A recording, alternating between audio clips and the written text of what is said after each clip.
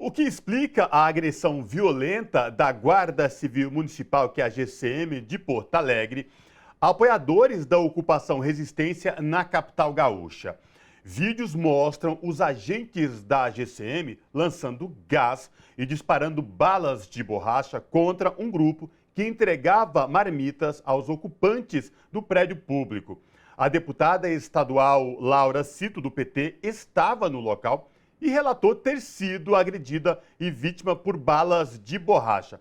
Sobre essa questão, para entender como que se passou e essa ação truculenta e violenta da GCM de Porto Alegre, nós conversamos agora com a deputada estadual pelo PT do Rio Grande do Sul, Laura Cito. Deputada Laura Cito, prazer recebê-la aqui no Revista Brasil TVT. Seja bem-vinda. Olá, prazer imenso por estar aqui conversando com vocês. Infelizmente, sobre um assunto triste, né? Mas muito obrigada aí pelo convite. Deputada, vamos trazer aqui para os nossos telespectadores da TVT e ouvintes da Rádio Brasil Atual o que de fato aconteceu e o que explica esta ação tão truculenta e violenta da GCM de Porto Alegre. Então, no último sábado, né, eu presido a Comissão de Direitos Humanos da Assembleia Legislativa do Sul, e no último sábado pela manhã eu recebi um chamado para que eu pudesse acompanhar uma ocupação no centro de Porto Alegre, do Movimento Nacional de Luta pela Moradia, em um prédio público que estava na lista de imóveis que seriam vendidos pelo município de Porto Alegre, que iriam a leilão.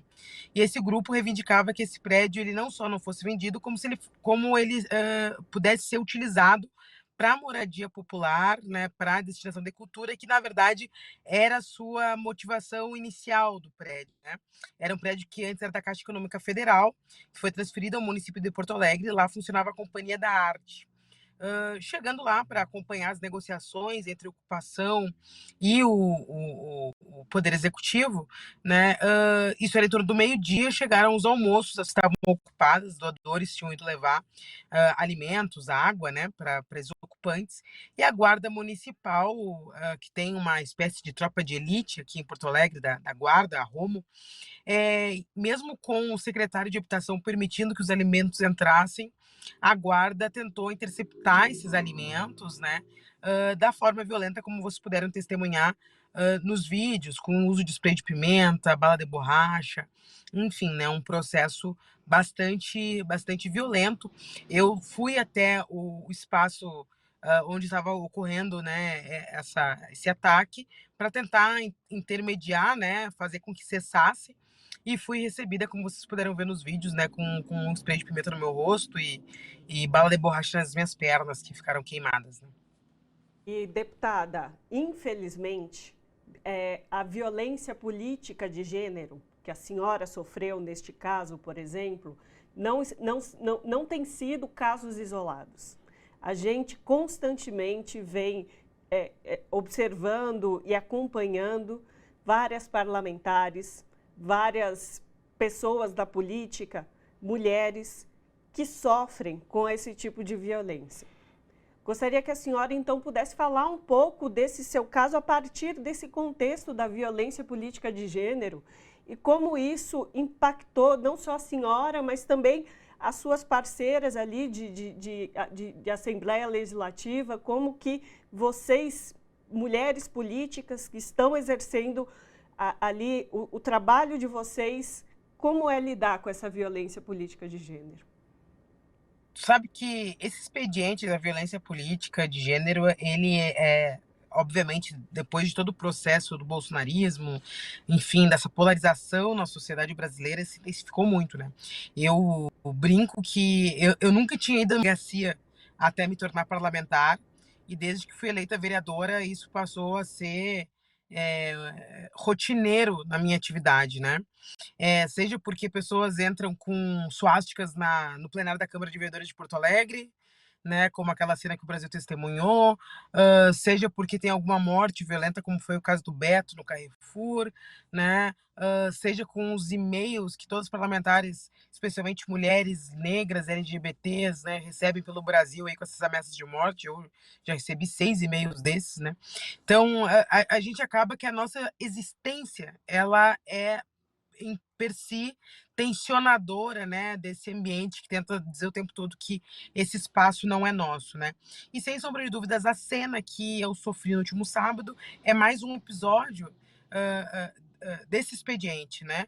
Mesmo me identificando como deputada, mesmo estando lá falando em nome da Comissão de Cidadania e Direitos Humanos, o guarda municipal que me dá o tiro sem nenhum cabimento, né, quando eu digo para ele que eu queria o nome dele, né, porque como eu estava pedindo como presidente da Comissão de Direitos Humanos que ele se identificasse, porque eles estavam todos sem nome na farda, ele disse: "Pode dar meu nome para ela, pode dar", né, então, esse não vai dar nada, esse "tô destemido aqui, a farda me protege", né. Então, infelizmente, agora no debate que se coloca muito, pesado que nós temos que fazer no Brasil, é o papel das guardas municipais, né. Apesar do Supremo Tribunal Federal ter reconhecido elas como parte do sistema de segurança pública do país, o que eu compreendo que elas devem, inclusive, ter um papel nessa sistemática, mas ele não é o de policiamento ostensivo, né. Ele, não é o papel, de guardas armados, né. A guarda, as guardas municipais, elas deveriam ter como vocação, além da defesa do patrimônio, essa vocação, comunitária, né, do facilitar esse diálogo, porque a segurança pública não é de responsabilidade do município, né? Então, atrair para si essa responsabilidade tem a ver com o papel da bolsonarização das forças de segurança no Brasil, né? Essa ideia de militarização do conjunto das forças de segurança, num reencontro do Brasil com as suas chagas mais profundas da ditadura militar, que nós não fomos capazes, né, de enfrentar do ponto de vista cultural, e que elas são reacesas, né, nesse processo histórico que nós estamos vivendo. Deputada, quando a gente está falando das guardas civis em todo o Brasil, a gente preza e entende que ela tem que existir, mas como uma guarda cidadã, né? Que tenha essa intermediação com a sociedade, o papel dela, de fato, de forma cidadã, de forma digna e solidária. A senhora é uma deputada democraticamente eleita, é uma mulher, é negra. Eu queria o posicionamento da Assembleia Legislativa do Rio Grande do Sul contra essa violência que a senhora sofreu. O prefeito Sebastião Melo, prefeito de Porto Alegre, se posicionou. Como é que está essa questão aí em Porto Alegre, mediante a essa ação tão truculenta e violenta? Então, nós estamos nesse momento, assim, com uma pressão institucional muito grande, né. O prefeito Sebastião Melo, apesar de ter me ligado e se desculpado e ter aberto o processo administrativo, né, contra, os agentes que participaram daquela operação, publicamente flerta com esse, por ser alguém posicionado no campo bolsonarismo, flerta com a ideia de equiparação sobre as pessoas que ocuparam legitimamente, né, e a ação truculenta da polícia, né. Isso não ajuda no ambiente democrático, né. A Assembleia Legislativa do Rio Grande do Sul, ela pediu para poder a apuração, né, se posicionou contrária. Amanhã, aliás, amanhã não, desculpa, semana que vem, sairão algumas manifestações, formais da Assembleia, que tem que ser aprovada nos colégios, né. Então, assim, estamos nessa pressão muito forte, porque é inadmissível que um parlamentar nesse país, qualquer canto do Brasil, do Iapoca ao Chuí, tenha cerceado o seu direito ao livre exercício da ação parlamentar democraticamente eleito, né? Ainda mais por forças do próprio poder público, né? Então, é de fato inadmissível, mas é um expediente que, infelizmente, ele tem se tornado aí cotidiano, né. No estado do Rio Grande do Sul, nós não vivemos uma realidade miliciana como nós temos em algumas outras unidades da federação, né. Por isso é tão importante que nós tenhamos uma postura firme do poder público, né, de conseguir responsabilizar, identificar, punir esses agentes, né, porque senão tu vai criando um ambiente permissivo com que esse tipo de conduta vai permeando essas instituições e corroendo seu exercício democrático, né. E, deputada, gostaria de ouvi-la agora sobre quais instâncias estão sendo, em que tipo de instâncias o mandato está procurando ao processo administrativo, como a senhora já bem colocou, que o prefeito abriu, das questões internas da GCM, mas enquanto mandato da senhora, quais as medidas que o mandato tem tomado para que esse caso não fique impune? Então, assim como eu fui agredida naquela cena, outras pessoas foram também. Entre elas, a vice-presidenta nacional do Conselho de Direito Nacional de Direitos Humanos, né? O ouvidor-geral da Defensoria Pública do Estado do Rio Grande do Sul também. Então, como ela estava no exercício também da função dela, o Ministério Público Federal foi acionado para a investigação do caso, né? E nós também vamos representar criminalmente contra esses agentes, né? Para que eles não respondam só do ponto de vista administrativo da sua função, mas também do ponto de vista legal, tendo em vista que, com abuso de autoridade, eles cometeram um exercício que levou à lesão corporal, né? Num conjunto de pessoas que, inclusive, estavam lá, né? Mesmo que nós estivéssemos lá só apoiando a ocupação, né? Mas, além de pessoas que estavam lá puramente por apoio, eles também cercearam a atividade profissional de tantas outras que estavam lá no acompanhamento institucional da mesma cena, né?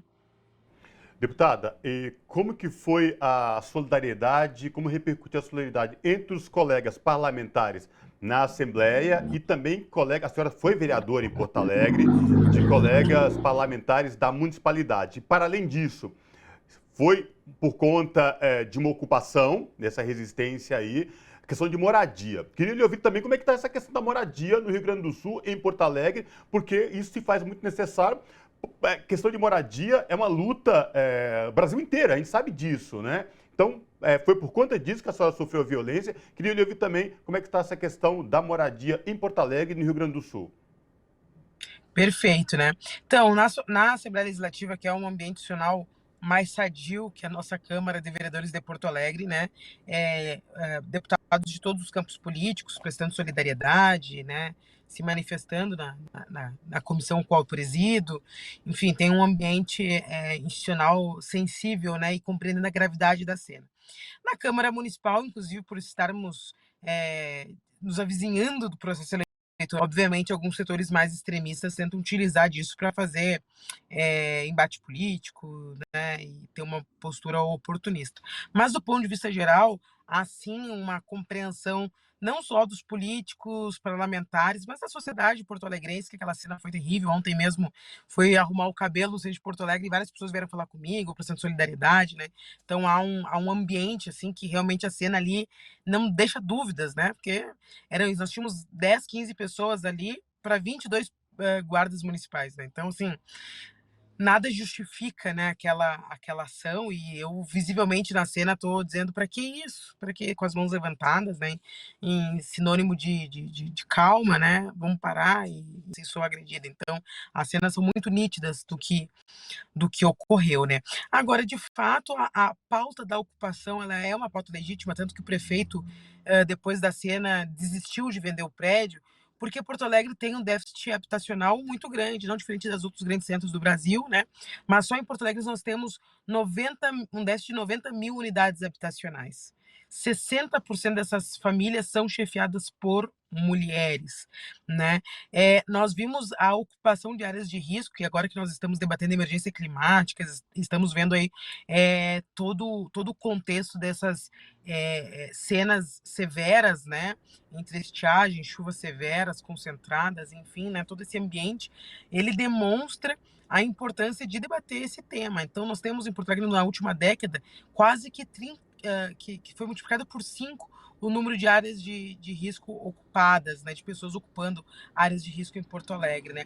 Isso significa que a ausência de políticas habitacionais do município, né, é grande. Nós temos aí praticamente 20 anos, quase 20 anos, sem nenhuma política habitacional do município. Depois nós tivemos Minha Casa Minha Vida, que nas suas últimas fases eram mais ligadas, né, à classe média e não aos setores mais populares, casas mais populares. Então, uma demanda reprimida muito grande, né? Então, de fato, nós poderemos ter aí enquanto isso, nós temos aí em Porto Alegre um fracionamento do debate do plano diretor, que não tem nenhum tipo de contrapartida para a moradia popular. Enquanto isso, toda a parte que a gente tem aqui, que é muito nobre da cidade da Orla, né, sendo loteada para grandes empreendimentos de alto padrão, né? Então, nós temos um contexto de uma tensão, né, grande no município em relação à demanda habitacional, né? E é nesse contexto que se deu a ocupação, nesse contexto que o município está dialogando com esta demanda, muito aquém daquilo que nós acreditamos necessário aí, para que nós pudéssemos garantir mais dignidade para a população mais pobre, né? Perfeito. Conversamos com a deputada estadual Laura Cito, pelo PT do Rio Grande do Sul. Deputada, aqui a TVT também presta solidariedade à senhora e a todas as pessoas que sofreram a violência ali naquela ação. E a gente não pode fechar os olhos nem deixar de se manifestar diante de uma violência, não apenas com pessoas no exercício da sua função, mas também contra a população, contra cidadãos e cidadãs que eram, no caso, as pessoas que estavam ali realizando a ocupação e fazendo a sua reivindicação. A gente agradece demais a sua participação conosco aqui. Muito obrigada, gente. Obrigada aí pelo espaço. Muito importante que no cenário polarizado como a gente vive, poder ter um espaço para poder escurecer os fatos, né? E ajudar aí que as pessoas compreendam o limite entre a polarização e questões que são estruturantes de uma visão democrática de país, né? Obrigada. Abraço. Abraço.